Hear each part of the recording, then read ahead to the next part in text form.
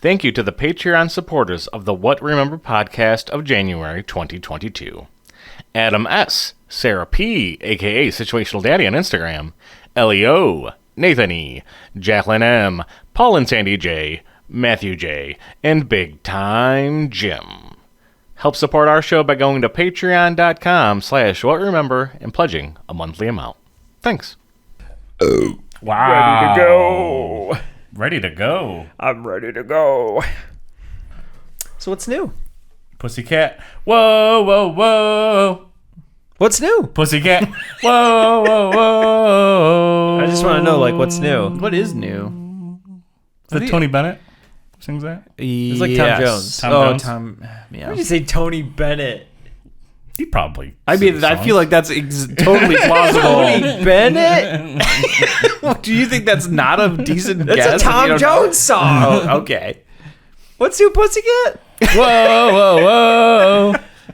What's your Stuck in a loop.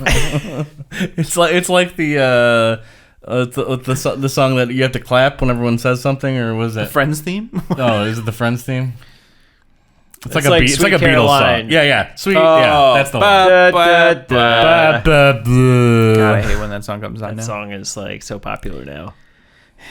I hate feeling like the Killjoy, but yeah, as soon as that comes on, I'm just like, can we not though? Turn it off, please. I don't mind it. The song is so fine. much. It's just that bit that I hate, and I don't know why. I don't Maybe know I'm where just the bot, grouchy bot, with bot old age, comes but from. I also hate the Sweet Home Alabama, the Kid Rock version. The funniest thing No, about that. no, that's the Bob Dylan version. The funniest thing about that is every time somebody brings up that song and they're like, "Oh, I hate that Kid Rock one. That's about like it's like the Sweet Home Alabama song." It's not. It's actually the Werewolves of London song. Oh. Yeah, that's what it is. Werewolves alone. I like that. Warren, That's like super Zevon. Who is it? Warren Zevon. That's a great song. It's like one of the best 70s are we sure songs. it's not Tony Bennett? Ooh.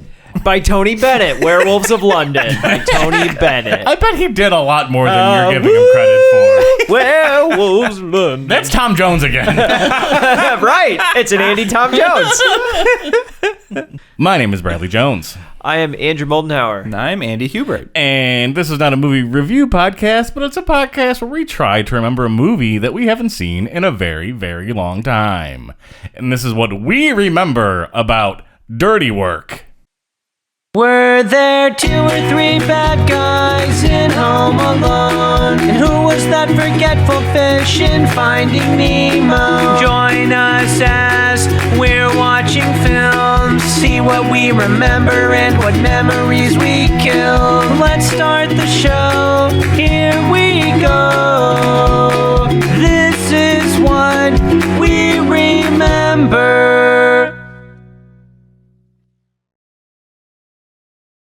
Now you have me Well- feeling, should we all be more animated? Like, I do feel like that's more visually You've done that a exciting. couple times. Are we It's like filming you're- in 3D? You're rowing. Like, should we throw things You're on rowing camera? the title into I existence. I zoom in on things if we ever do stuff. I don't know if you watched any of the videos yet, but anytime Not yet. if anyone coughs, immediate zoom in. If anyone makes any noise, immediate zoom into that noise.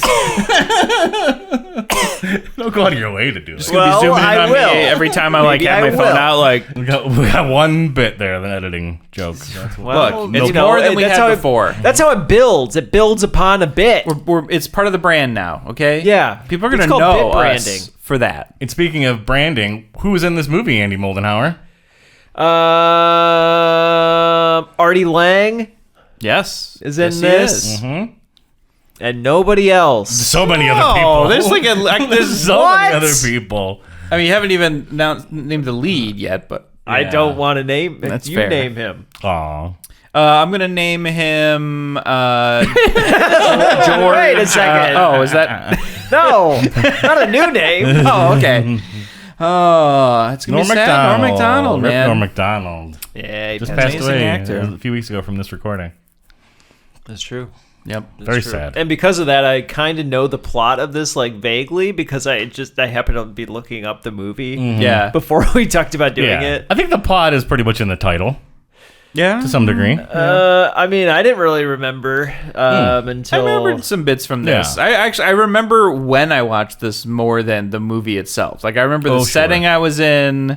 I remember being like, oh, yeah, we're going to watch Dirty Work. It sounds like an adult why did you say it that way? No, I was about to do. Are we doing a flashback sequence, or you didn't get too into it? You didn't get too much into it, though. It was like, ooh, we're gonna watch rented this Dirty movie. It was like one of those. No, we were like, oh, it's gonna be like one of those like edgy adult movies, like Porky's or something. And then we're like, oh, it's just funny. It's just really funny. I don't know. It happened to be the kids at the first time. season of Dirty Jobs. with Right, Mike yeah. Rowe. Ooh, Mike Rowe. We're like, oh yeah, they're gonna scoop out that hog trough. Yeah, that's right. That sounded dirty.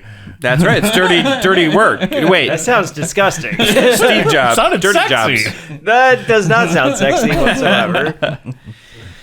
Oh man, There's a lot of guest cameos. Of course, gotta have some SNL cameos, Yeah. right? What, Chris Rock? Farley. Yeah. Oh, Chris for Farley? sure. Oh, right, Chris Farley. Yeah. Andy's favorite name pronunciation, Chevy Chase. Oh yeah, he's like the bookie that needs money or something, right? Yeah, well, he's a doctor with a gambling problem. Yeah. Well, or does Artie Lang need an operation, or does his dad need an Yeah, operation? his dad needs Well, I one. read part of the plot. His dad needs a heart transplant, I think. Okay. Mm-hmm.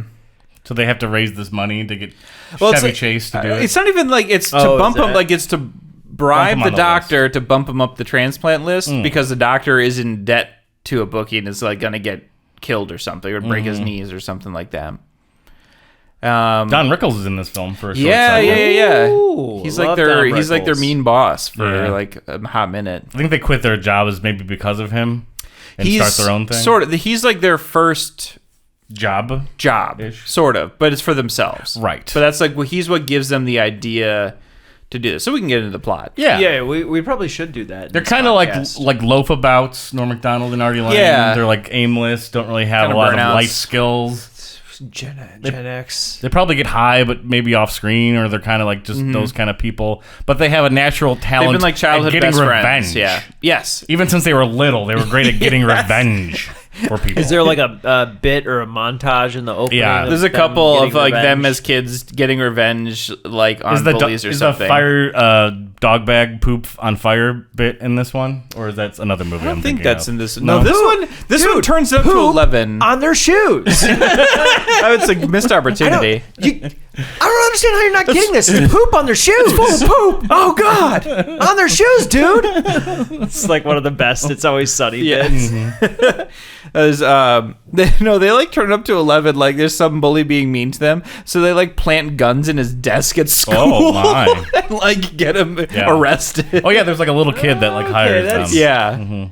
Well, they first hijack a car commercial in order to get their business out there, and they feel like this guy's like a real jerk to them. It's part of I think it's dual purpose. It's a commercial for their job that they steal another commercial basically, and it's also I think an actual job for them to like Wait, how do you embarrass steal this a guy. commercial? It's a live broadcast of like from this for convenience's sake. exactly. Okay, I was like so confused. It's a live used car TV commercial. And they keep like opening trunks and being like, "Oh, it's another dead hooker in this trunk." Specifically dead Asian hooker. The trunks keep popping up and more dead Asian hookers. Yeah, in the they're trunk. like every one of them has a dead hooker in it. Oh, Why would you do a live broadcast of a commercial? Yeah. And then Norm like Late hijacks the 90s. commercial with his phone number, and they What is like, this on? "We'll do your dial-up? dirty work." Hey, the trunk looks kind of small there, Anton. This is live. I'm on live TV. Trunk's fine. As you can see, friend, it's not small. It's a big trunk. I'll show you right here. Whoa, you got a dead hooker in the trunk. What? No, it can't be. Yes, it was. It was a dead hooker. It wasn't a dead hooker. Pal, I know a dead hooker when I see one. What's happening? Hey, folks, yeah, come on Hey, down. hey, here's another dead hooker in this trunk. What? Oh, my goodness. What are you doing? I've never seen so many dead hookers in all my life. Lord knows I have. I can remember a time. Hey, look, there's Mitch on TV. Oh, yeah, there's Mitch. And there's the Saigon whore that bit my nose off! These are nice cars. These are luxury automobiles. I got a whole place. They're fully loaded. They're loaded with dead hookers. Not either. You're seeing things. Don't shoot this. This is not part of the commercial. Is some jerk making your life miserable? You want revenge? Call 555-0187 and let us do your dirty work. There's just like a montage of them like getting revenge for people and doing things. Yeah, I feel like there's like What's their regular job? they can't keep one. They've had like a million jobs. They like keep getting them and getting fired in like a week. Yeah. Because they just hate work, and they feel like they're not good at it. So they finally are like, I hate we'll working for someone. Yeah. And that's what they find And I think out. they get set up by Shooter McGavin. That guy is in this Yes. movie. Chris McDonald? Yes. That's what you're right. You brought that up again when we were in The Faculty. I said I won't lead to another thing. Only fools Chris believe. McDonald. Yeah, Not Michael McDonald. Chris Michael McDonald. Yeah, that guy's great. Chris Ronald Michael so McDonald. good. He's so funny, He's and he funny. has a little doggy, and Okay. they keep making a joke that he's got his thumb up the doggy's butt. There's like a running joke about that. You think he's got his thumb up that dog's butt? And eventually, I think he does have a thumb up that dog's butt. Yeah. no. It's gonna happen. Oh. That's like a Chekhov He's like an evil real estate guy or something. And he sets them up for a fall at some point. Right. I So believe. yeah, I'm not sure. Like he basically tricks them. Like he hires them to like get revenge on himself. He sort of frames it like they're gonna help him like commit insurance fraud or something. Where he's like, oh, like mess up my building, and then I can like collect on the insurance stuff. So he pays them to do that. And then it turns out it's like a someone else's rival building, developer's building, and they like wreck it so that he can buy it for cheap. Yeah. It may even been like a friendly face that they helped earlier, or they know. Oh yeah, too. it's got to be right. Yeah. That's how you really turn the screws. So they kind of it sounds like they got wrapped up in a scam. Then. Yeah, they got hoodwinked. Yes, bamboozled. They get tricked, and I think it also like all the people that did live there get like evicted, and it's like all of their friends that they've been working for. Then now they're all mad because they like None of them all have homes. lost homes. Yeah, I think there's a big divide between Norm and Artie too, because that's just what happens in movies. Sure. Right near that third act, Well, where they're like just mad at probably each other. pulls them apart. Yeah. What they're doing. Yep. There's got to be a girl love interest for Norm. Tia There Leone, is. or not Tia Leone, the girl from Two Guys, a Girl, and a Pizza Place, who looks like Tia Leone. Oh, And you're she's gonna in have to help Monk. me with another one. She's in Monk. Oh. And she's in Andy C. Monk. I Andy, and I you know Monk. I know who There's you're a talking jungle about. out there. She's blonde, short hair. Yeah, I know. Two who Guys, a you're Girl, and a talking Pizza about. Place. You ever watch What that was show? it? There's a Jungle Out There song. Was that Randy That's it. Newman? Yeah, That's the theme from Monk. the theme from Monk. Well, it's one Oh. of the themes from Monk. There's a monk out there. I didn't realize. Okay. Poison in the very air we breathe. Show people got no reason to live.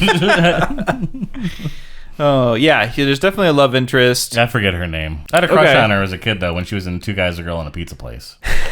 I love that. You have to say the whole title. Yeah, You have it's so to. long. You gotta give credit to Ryan Reynolds being in that. He's in that. His sitcom, yep. He's in that.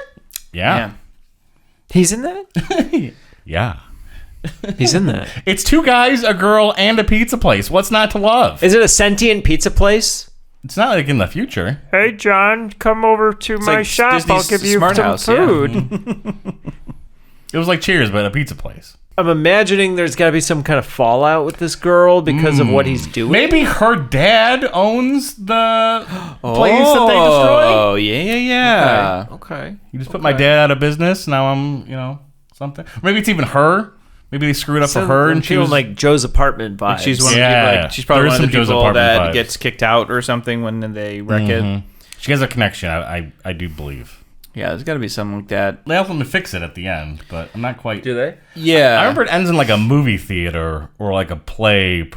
Oh yeah, it production does. house or Well, something. because it's like I feel like it's one of those poetic things. Because like it starts to like Don Rickles is their boss at a movie theater where they're working, and he's like really mean, and that's like they like pull a prank or something. Like they show like a porn movie or something in the theater instead of the actual movie to get him fired. Which of little kids are probably seeing it. Oh, Yeah. jeez. And so that's when they all the other coworkers at the theater are like, wow, you guys should like do this professionally. Yeah. Gotta have that moment where they're like, we should do this. The food that built America. There you go. What if we delivered the The pizza. My God. Delivery. It's not delivery. We're too busy to make sandwiches. Let's make just pizza. You're crazy! Let's just do dirty work. But you're right. At the end, I think so, like they somehow have like a recording of him confessing that he tricked them to do this thing. That's true. It also says like when Norm Macdonald has this running bit where it's like, note to self. Cancel subscription to Playboy magazine. That's right. He's always like he's like That's playing right. a bunch it's one of of the little bits mini in it. recorders. I remember that because that was one of those things I really wanted one of those after this movie. Yeah, for sure. Note to self: get herpes cream from the market before you go home. Yeah, like he accidentally left her running or something and caught it when he like laughed at them about like, I've tricked you both. You're both dumb idiots. And so yeah, like he's the one putting on a play or something. So it's like I don't a big know. night for him or something. And they end up hijacking the play and like playing the tape to the entire audience. So they're like, reveal, he's evil. Like these people didn't know that he was evil. Look at the dog. Like, He's Shooter McGavin. Of course he's evil. He's trying to cancel him. Ooh, me too. Wow. Is he trying to cancel him? Is that what they're trying to do? Another innocent man. Take it down. No.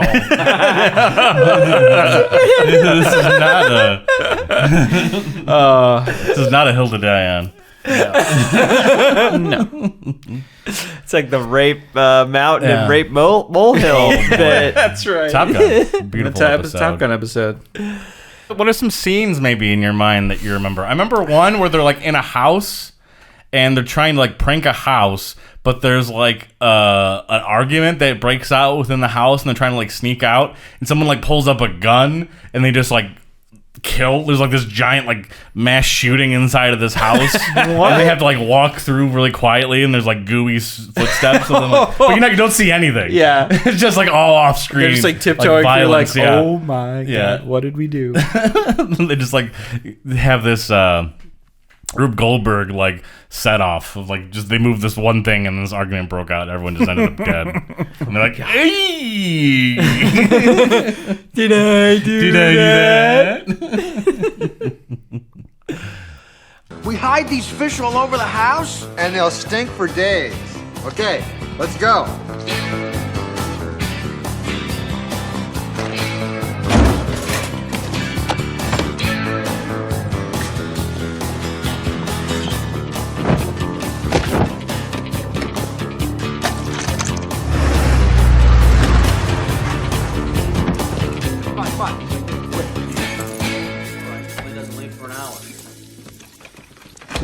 Nice place you got.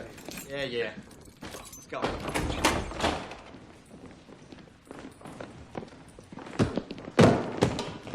You want it? Check it out. Looks good. What's the problem? Smells like fish in here. What is that? What was that? Some sort of signal? Huh? Is that a signal? No. You wearing a wire? No, it really does smell like fish in here. You're a damn cop, ain't you? That's it. Show these guys what we do to cops. Say hello to the devil for me! Behind you! I've been hit! Pablo, kill them! Kill them! Make your gun bark like the devil himself! Bring in hell, you bastard! Get those sweet cheese if he got me! Mark, over there! Grab it!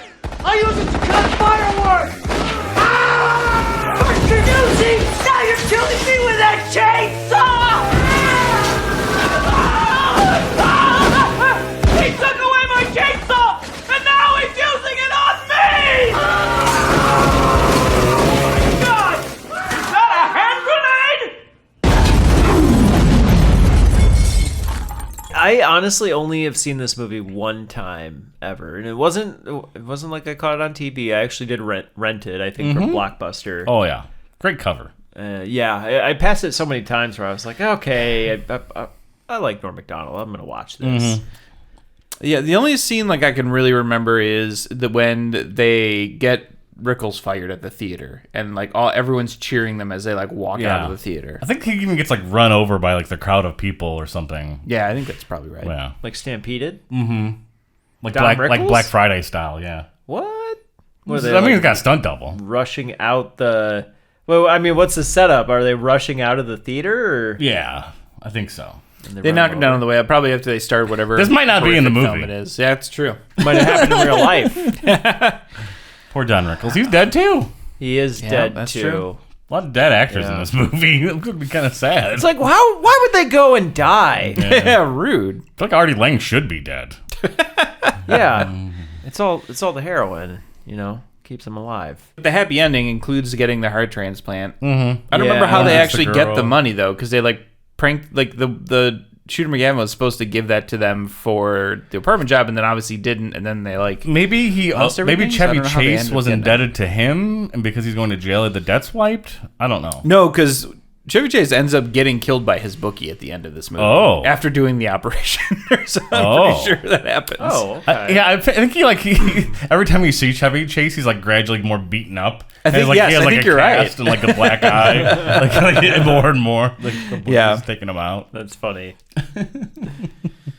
Artie Lang is always wandering off, so Norm Macdonald can have conversations with other people. I remember that being a thing.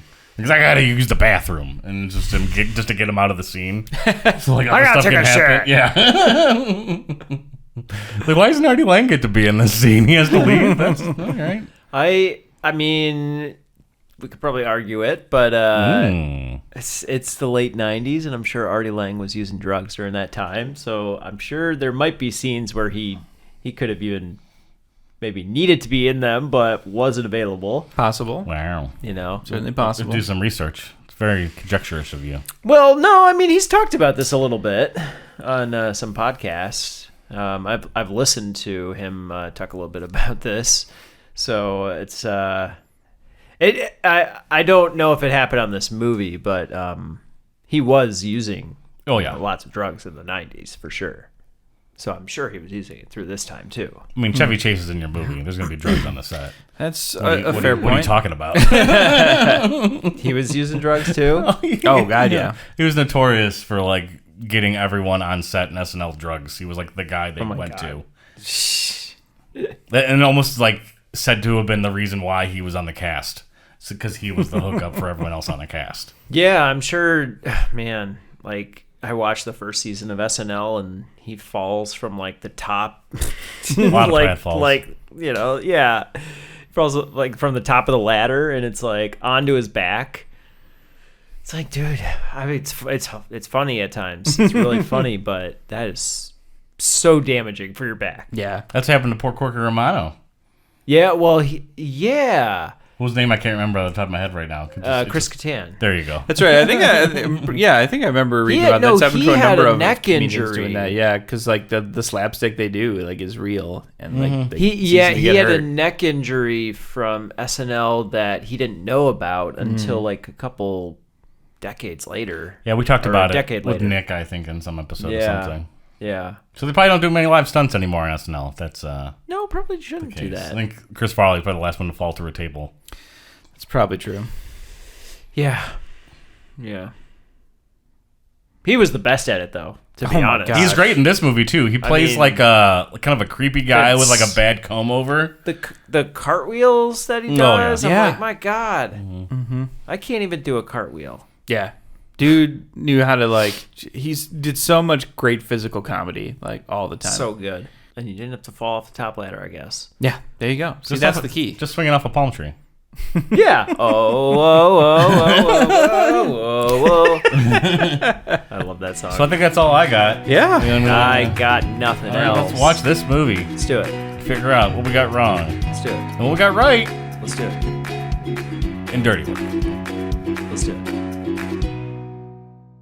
Mr. Cole said to tell you your services will no longer be needed. No longer. Look, fellas, I have an idea. Why don't we just get Mr. Cole on the phone? Hey, no, I have a better idea. Why don't we kick every single one of your asses, and then we go upstairs and kick Cole's ass, too?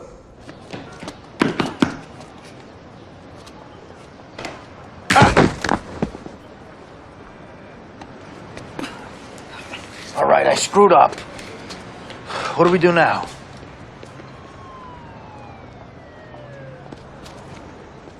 Hey, homeless guys.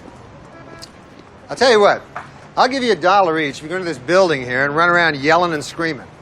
That's very nice, but I think what you probably need are like some psycho, out of control homeless guys. Yeah, we're more the broken, spiritless, I've lost the will to live type homeless guys. How about for $2? Welcome back to the No podcast. We watched Dirty Work. Yes, we did. No. Okay, I see what you mean. There's so many good bits. Yeah, the bits. There's like this movie's just full of bits, I would say. And bits become plot devices sometimes. Sometimes. Yeah. Not all the Not all the time. time. But some, less than half the time. Feels like. What did you guys think of Dirty Work? Lay it on me. Parts of it were very funny.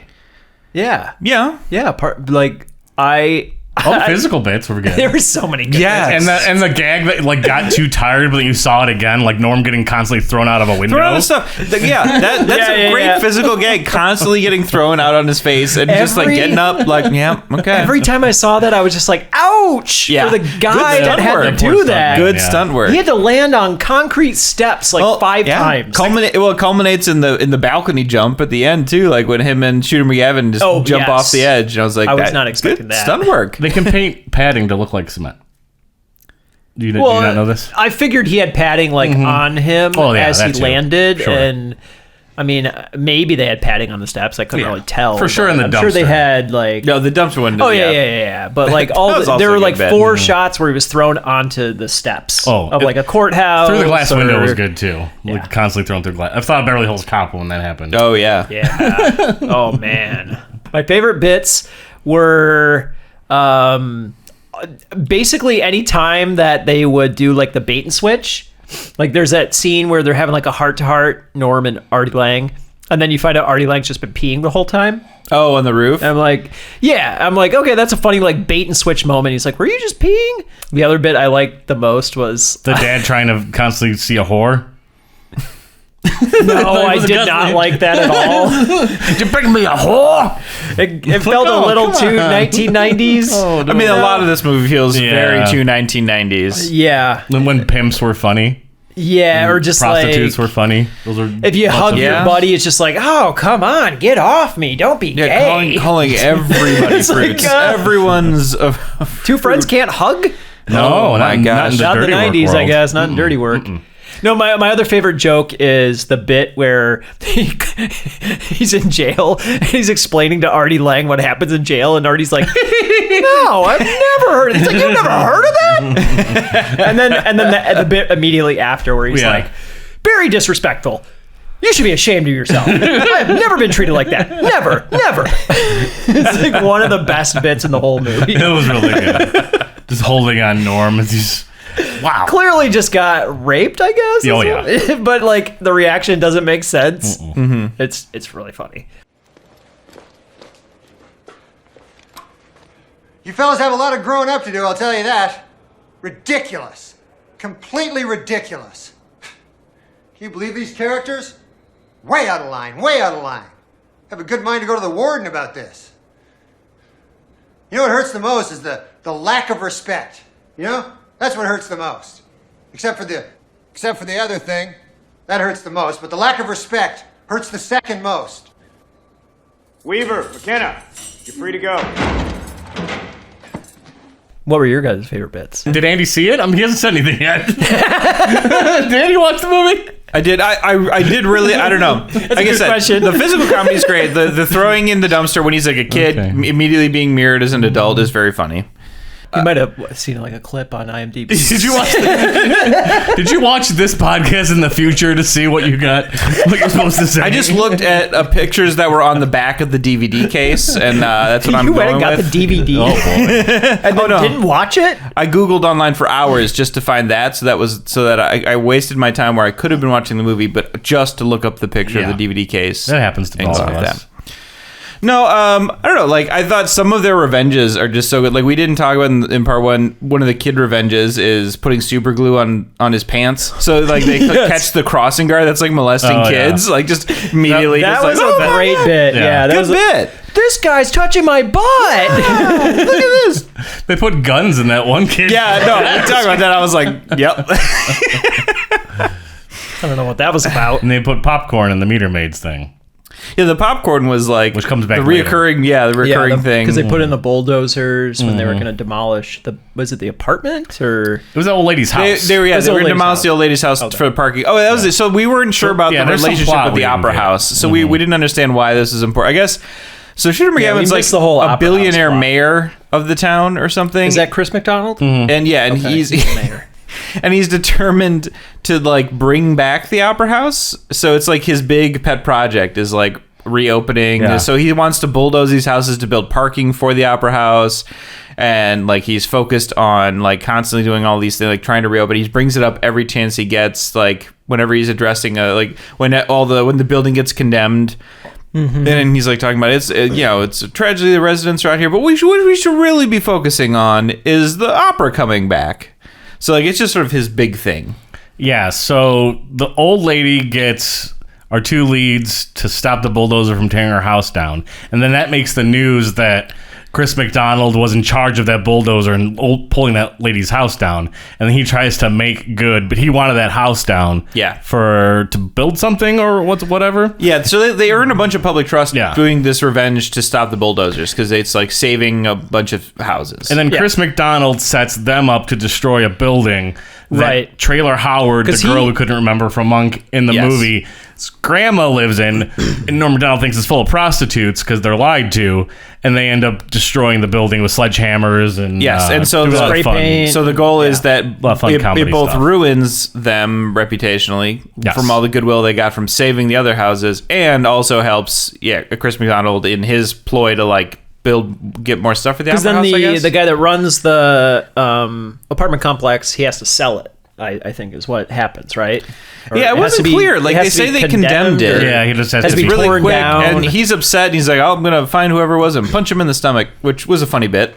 There was a landlord. That was a side character that owned the Dirty Work office, which we don't really see like any of. You barely see it. Like I was impressed that they even rented one. Like they're like, "We're start a business." Immediately have a space rented, and I was like. You could operate that one out of a home. Just because of Ghostbusters? Like, why do you have to have like a business? Immediately have a business space. Like, they have a really nice sign even. I was like, how'd you get that done in a day? There's some bits that you could have like a secretary taking like weird orders, or if it was like focused on the business, but it just seemed like a means to an end to get that $50,000. Yes, absolutely. Yeah. It was basically they had to figure out, problem solve how to get $50,000. And right. They did a lot of revenge things when they were younger, so they're like, let's just keep doing that.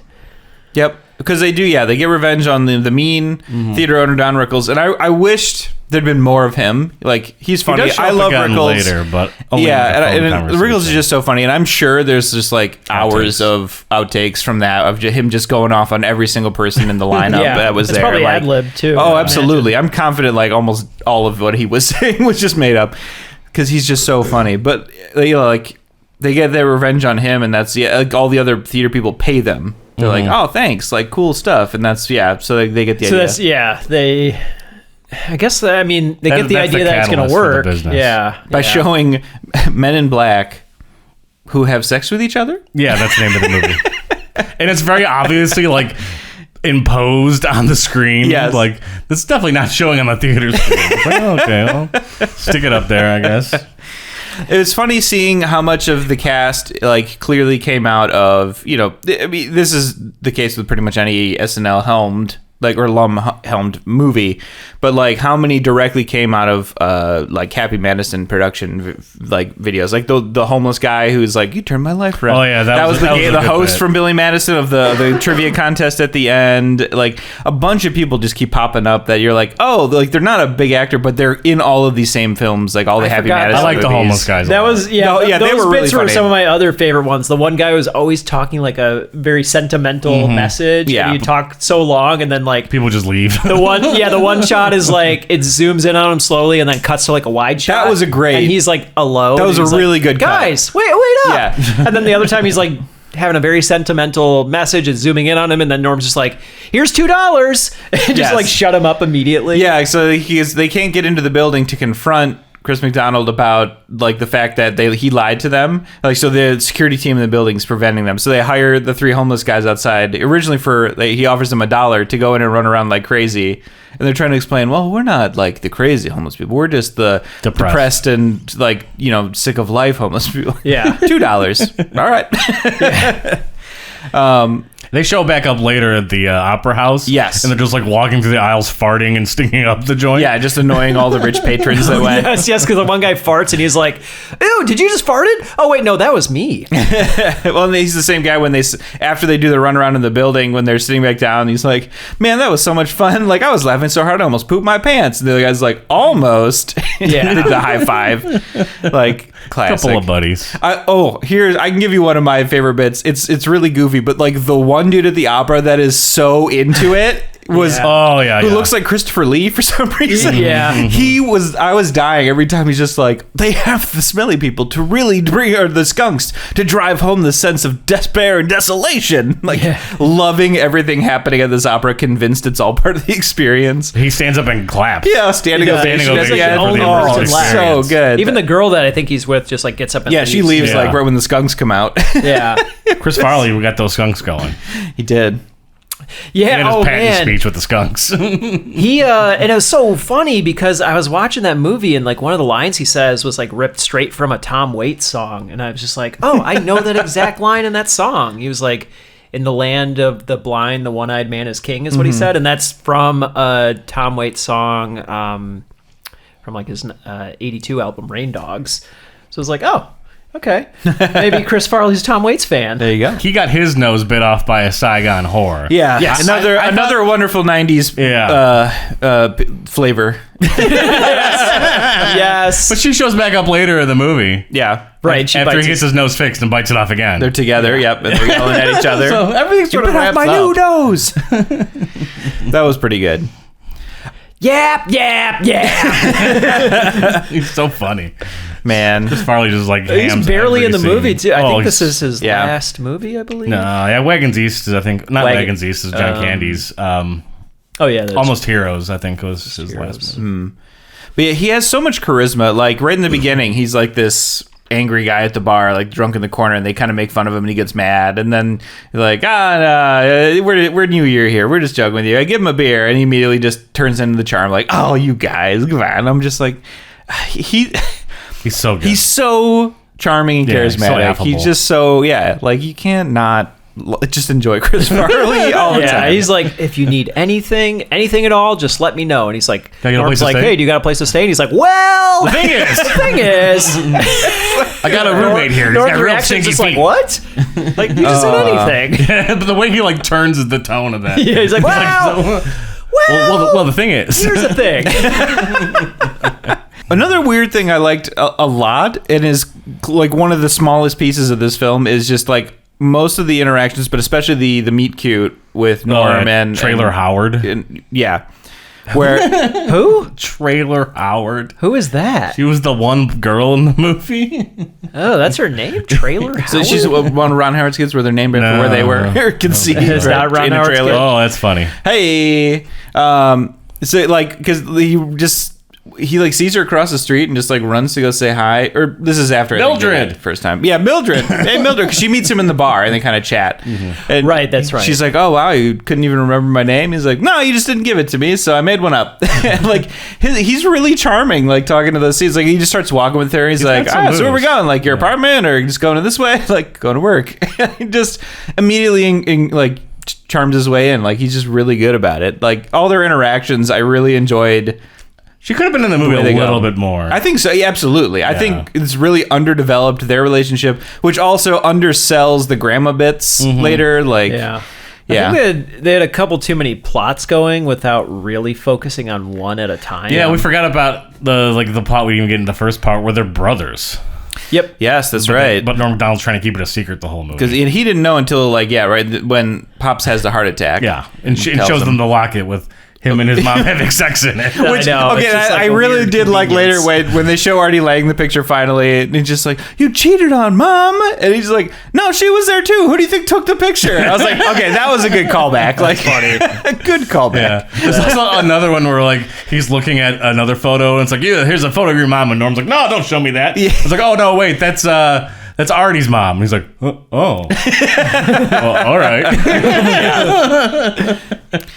Well, then he also slept with his sister. So, yeah, oh yeah, that was a funny joke too. So that was awkward. I thought that was hilarious. That was kind of awkward. You slept with my sister. Remember that time you kissed my sister in sixth grade and then slept with her in 12th? Yeah, I slept with her. Oh dear. Oh man. Right. Did we talk at all about how Bob Saget directed this? No, we didn't. I saw that came up. Did. I don't think we mentioned that at all, but it popped up in the credits, and I was like, "What?" Yeah. I guess this is his first directing film. No. I looked it up. He did like 2 TV movies before this. Those don't count. Come on. This was his first like feature for sure, but he didn't make. This was back when TV was clearly beneath film, Andy. It's not like now where it's Full House. I think he only American Pie videos too. He was raking in the cash. Oh yeah. Tell me about it. Come on. Easy.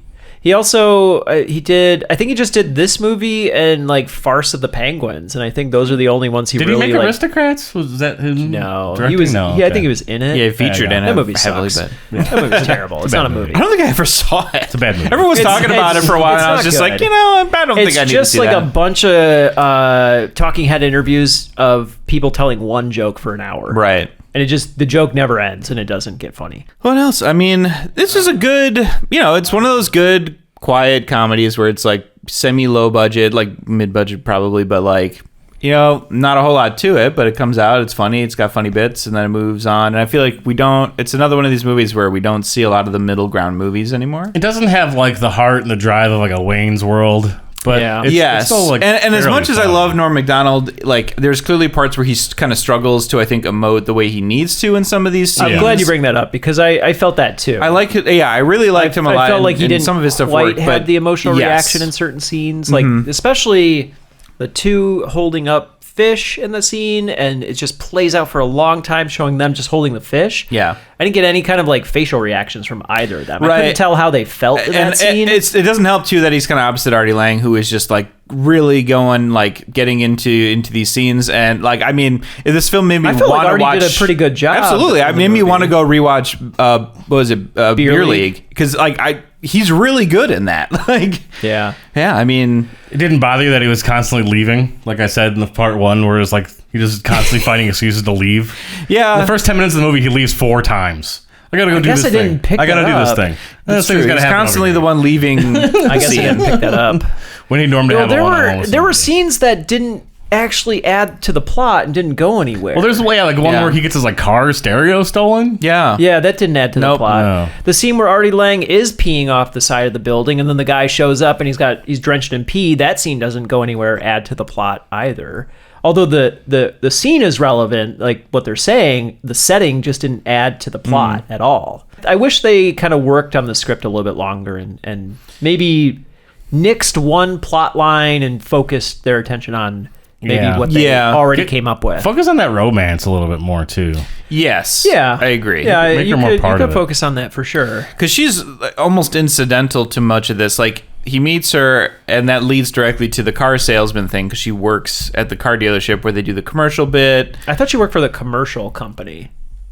No, I think she works. Oh, did she? Because he says I like, thought "Oh, she was you're working a as, like, sleazy car one or the salesman or other. something," and I don't remember what she even said, but yeah, I mean, yeah, she's in and out, and like she's back and forth really fast. Like immediately, there's like they pull one prank, and she's like, "You guys are awful people," and then they do the one that saves the house, and she's like, "I misjudged you. I really like you. This is good stuff," and then they do the building, and she's like, "Wow, you're awful, and I hate you," and I'm like, okay, like. And this movie also does that thing where, like, a person's trying to give out information that's going to fix the problem, but the other person won't listen. I don't want to hear it. That one almost... If you just wait 3 seconds, just let me finish the sentence. It was so like, it almost felt tongue-in-cheek, because you're right, he's just like, please let me explain exactly. She's like, I refuse to listen. Like, and then 10 minutes later, she listens. And then she's like, oh, you were trying to save your pop's life. You're right. And I was like, it feels like it's almost supposed to be a joke, but I don't think it was supposed to be a joke. I think it was just an accident in the script. Yeah, kind of a rough edge. It happens all the time in like television programs. Well, to be honest, it happens all the time. I mean, there's so many. Yeah, exactly. Tons of like. Let me finish what I want you to say. Oh no! It's crazy how many how many times the conflict just revolves around two people not explaining something to each other, and that's it. Maybe I missed something even in this setup, but like there was another time where a scene could have existed, but the character shut the scene down. It was like the girl said something like, "Hey, do you want to go out and get lunch or dinner or whatever?" And he was like, "I gotta work out." What? Like he came up with an excuse on the moment to not hang out with her, but I didn't know why he was doing that. Did he have other obligation? He was weirded out by the fact that was the grandma's house. I think it was that scene, and he just didn't want to have to tell her. Oh, right, because it was the house that they'd been hired to prank, so he knew they were going to be doing that, and he kind of wanted to just get out of there because he felt bad. Yeah. But you're right, it's not super clear. It wasn't clear to me, and maybe it's also part of him not being able to act very well. Or McDonald, I agree. Is that I don't get the sense that he really thinks that is a whorehouse because of how he his delivery of it, but it ultimately ends up being that way because he You're right. It's very obvious that it is not the case, and he doesn't sell me that he's misinterpreting it enough. It's like they're trying to play it both ways, where he's like, "Oh, your grandma lives here," so the joke is simultaneously both that, "Oh, it's not a whorehouse," but also, "Oh, but maybe he thinks that her grandma is a sex worker working in this place." Yeah, so he's sort of like, "That's awkward that I know this about your grandma now." Hey, are those prostitutes? I mean, who are those girls? They work with my grandmother. She runs a business out of our apartment. Oh gosh, 60 years old and still going strong. Yeah, I bet she is. So, would you like to come in for some coffee? Oh, no, I have to go, lift weights. What? Okay, some other time maybe? Yeah, that'd be great. Okay, bye. Bye.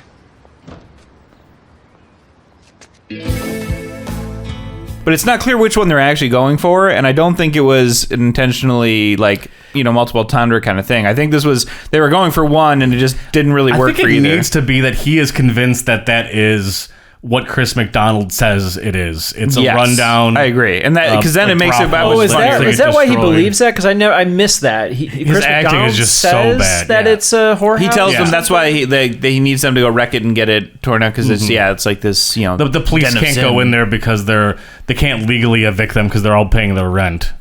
Okay, that's what Chris McDonald says. That's why he can't. And obviously, I mean, it was a total setup. Yeah, Chris McDonald. But it should just be obviously fake once Norm McDonald gets there and sees the grandma and starts to put two and two together. But it doesn't happen. Yeah, but he bails them out of jail in order to have them destroy this place, knowing that it's not his place. Right. So He did the thing with the house and the bulldozer, which affected him, and then Chris McDonald decided to set them up. Yeah, to get revenge on them, on the Revengers. Yes. Yeah, I don't know. It was a weird scene, but like I said, there are still plenty of funny bits in here. I like when the dudes there's a point where they dress up as cops for a revenge piece. Yeah, and they can beat up the guys. I wish there was more of that. And when the two dudes confront them later, he's just like, "Hey, remember when you had all those guys beat us up? Yeah, real hilarious." He's like, "Well, yeah, I thought it was hilarious, but I thought you guys would be real mad about it." And they throw him in the dumpster again. It was a fun interaction again. Or when they do the popcorn stunt with the bulldozer, and the cops just follow a trail of popcorn all the way back to their office, and the cops are like, either this is an ambush or these are two of the dumbest people to ever commit a crime. They just walk right to the office. Good, little transitions. But I'm like, More of that, please. The movie tries to have it both ways, making them like both smart and dumb. And I wish it was one way or the other. I wish they were either always on top or always at the butt of the joke. Or you could do it either one. Like you can make Artie the dumb one like, and Norm the smart one. And I thought that was originally the case, but then they're both kind of dumb the whole time, but not like really dumb, just kind of dumb. And you're like, that reminds me of like a great joke in the movie too, where like Artie was like, are you thinking what I'm thinking? Then Norm was like, no, I have a plan. And he's like, oh. Like one of the funny. I thought it was hilarious. That was a really I laughed out loud at that bit. Yeah. I kind of shot some fires at fired some shots at Artie Lang. Yeah. I think he was actually clean during this time, just coming off of getting kicked off of Mad TV for cocaine use and drug abuse. But he kind of had a lot throughout like the last 20 years. He's had like a on again, off again relationship with cocaine and drugs. His character needed another thing. Like, if we're going to get rid of a plot line, that's fine, but, like, he needs to also be doing something. Because in, like Wayne's World, like, Garth is, like, kind of playing counter to Wayne, and, like, that doesn't seem like it's really happening with Artie and Norm. Anytime you have those duos, like, basketball's the same idea. They both, have their own things that are working and end up usually conflicting at some point with each other's goals. In this, they both had the same thing. They both have the same goal. Artie and Norm had to work on getting the money for Artie's dad, but then it's like... Norm also had the side plot of the girl. The only conflict is that the secret that they're actually brothers that Norm can't tell him, and that's not really a conflict. Like, you're right. I think there absolutely should have been there was no real. I didn't more character. Understand why the dad, who I think is Jack Warden. I don't ever understand why he was saying don't tell him. Yeah, I think his explanation was it'll upset him. It'll upset him. I'm like, okay, sure. Like, of course, there wasn't enough good motivation there. Yeah. Yeah, I mean, there's plenty of stuff that's just not quite fleshed out. I think you're right. I think they just there's good bones in the script. I think they needed to maybe workshop it some more or something. Well, they like filled a bunch of plot holes with very like on the nose moments. Like he had the tape recorder throughout the movie, and like, oh, surprise, surprise, he was recording the message the whole time. Right, like, that's pretty convenient. That was a weird thing too. Like they didn't have a shot where they set up the fact that the recorder got turned on. Even like he doesn't take a note and then go do the thing. Like he does, but it's like far away. He takes a note right before they meet the homeless people. Because I thought it was like when he got thrown out of the building or something, it clicked on. Is what I thought it was. Oh, it was too far away. They're not portraying it clear enough so that they set up like so the audience is kind of in on it. It was like 3 scenes separated. It wasn't. It needed to be right before he goes into the office. You need to have made a note of some kind. Yeah, make a note. Homeless people will do anything for $2. I don't know. Mm-hmm. Yeah, for sure. And even do like, I don't care, do a close-up of the tape recorder and then still moving when he puts it in his pocket. I don't care. It's obvious. Or make it clear that like at the end of taking that note, he got distracted by something and put it away. Like so, it's clear. It wasn't like suddenly abruptly magical or anything. I wasn't like, oh wow, he recorded it. I was just kind of like, why did that happen? Right. Like it's not like they establish a pattern where he like constantly just leaves it on by accident or something. That needed to happen where like maybe he broke it and like realized it was recording this awkward conversation with the girl. Yeah, like having got him in trouble or something. That was my thought. Or like after he gets thrown out, he takes it out and it looks kind of smashed. And he's like, crap, but he puts it back in his pocket and you're like, see. Was broken on like something. I don't know. My favorite joke of the movie is when Artie Lang is like smashing the phone machine and then the phone rings and he smashes the phone. Then Norm Macdonald like quickly like picks it up and like tries to get work. And he's like, dirty work. No, it must be your phone. That's the problem. It's fine. It must be on your end. That was really good. You're absolutely right. That was so funny. That was really funny. Yeah, that was good. It's full of funny bits. Yeah. Yet I think the script needs a lot of work. Yeah, I mean it falls into that. It falls into that kind of valley that a lot of those SNL alum movies kind of end up falling into, where it's like clearly sort of it pulls that like it's a lot of funny skits kind of glued together with kind of a plot. Felt like to me, and there's not quite enough of the plot piece in this. Yeah. I mean, it was a fun movie. It's not a bad movie. I laughed a couple times watching it. Like, fine. But I mean, I don't think it like it didn't catch my attention. Like the first time I realized, like I probably had watched 30 minutes without actually watching it, so I had to go back, and I had to start basically the movie over after the first act. Yeah. And that time I paid attention, but still I was like... Yeah, and I definitely think for any sort of new audience members, it will definitely be kind of a tough watch because of how 90s humor, 90s edgy humor it is. Like, it's...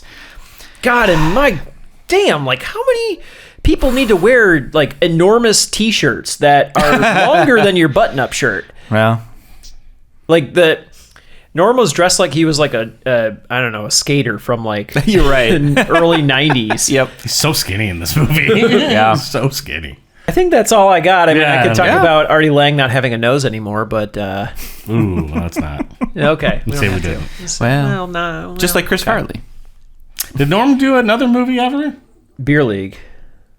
I think that was like really like the only other movie. I don't think he starred again. Well, and I read the trivia for this one too, and it said that he wasn't even supposed to star in this one. Like he wrote it and was like shopping it around, and they were like, "Yeah, sure, you star." And he's like, "I'm not an actor." Yeah, like he's like, "That really wasn't the plan." You talking about Norm? Yeah, yeah. And then I read that he wanted Artie to audition for like the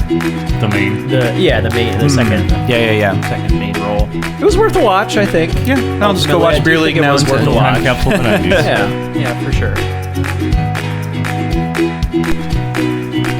Thank you for joining us on that episode and every episode that you do. The next movie we're doing has the tagline, "The fate of the world rests on the courage of one warrior." We remember Princess Mononoke.